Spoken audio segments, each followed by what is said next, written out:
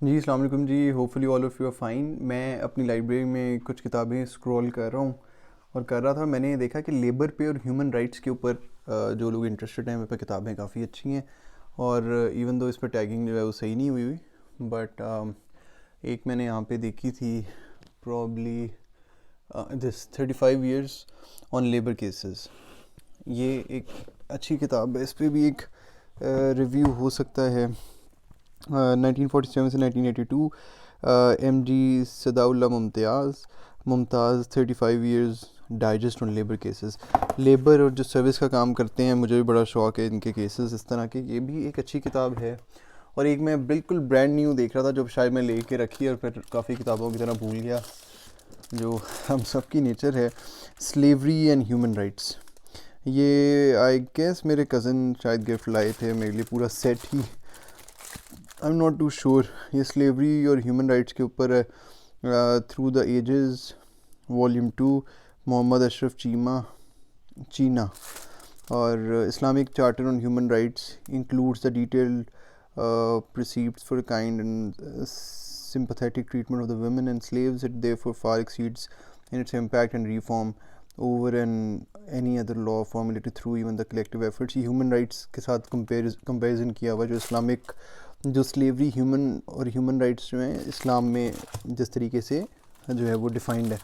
ये इसकी वॉल्यूम 1 है और वॉल्यूम 2 थी, from the ancient to the medieval periods, Mohammad Ashraf Cheena. अच्छी किताब लग रही है मुझे, ह्यूमन राइट्स और स्लेवरी से रिलेटेड। हम हमेशा जो है मैग्ना कार्टा और उन चीज़ों को ह्यूमन राइट्स में पढ़ते हैं, लेकिन इस्लामिक पर्सपेक्टिव से भी हमें लाजमी अच्छी चीज़ होगी, क्योंकि मैंने सुना है कि हमारा ह्यूमन राइट्स का कॉन्सेप्ट इस्लाम में काफ़ी देर पहले से था और मोस्ट डेफिनेटली था। अच्छी किताब है ये। चर्चिल्स सीक्रेट वॉर, ये एक टाइम पे मेरी फेवरेट किताब रही हुई है और ये मैंने बहुत इंटरेस्ट लेके पूरी किताब, शायद इसमें निशान भी लगे हों। हाँ, डेथ ऑफ थाउजेंड निशान तो मैंने नहीं लगाई, लेकिन बहुत अच्छी किताब थी। मैंने ये काफ़ी, इसमें ये जो वर्ल्ड वॉर 2 में जो हिटलर का रोल था, British Empire in the ravaging of India, ये एक अच्छी किताब है। ये भी मेरे पास किताबें काफ़ी पढ़ी हैं जिसके ऊपर इंटरेस्टिंगली और मज़े की वीडियोस बन सकती हैं। ये एस्टेक्स के ऊपर भी है। ये भी द न्यू थ्रेड भी मैंने, ये भी अच्छी किताब है। इसराइलीज़ भी किताबें, ये वाली तकरीबन ये वाला सेक्शन काफ़ी अच्छा है। मतलब कि ये मुझे ये ऊपर अलिफ नगरी पढ़ी है, इस पर ड्रामा भी एक बना है, मुमताज़ मुफ्ती साहब ने लिखी हुई है।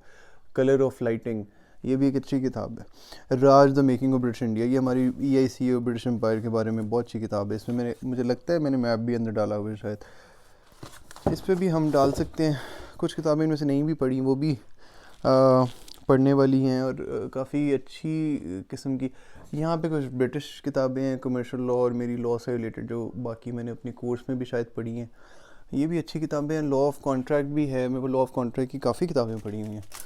मुझे इनको अपनी जगह पे वापस रखते हैं और इसका मैं एक अच्छा रिव्यू लाजमी बनाऊँगा। इस सेट बहुत अच्छा है भाई। इस तरह के और भी 2-3 सेट्स पढ़े हुए हैं डिफरेंट अच्छे राइटर्स के, जो मैं ला के भूल जाता हूँ या फिर नहीं पढ़ा जाता।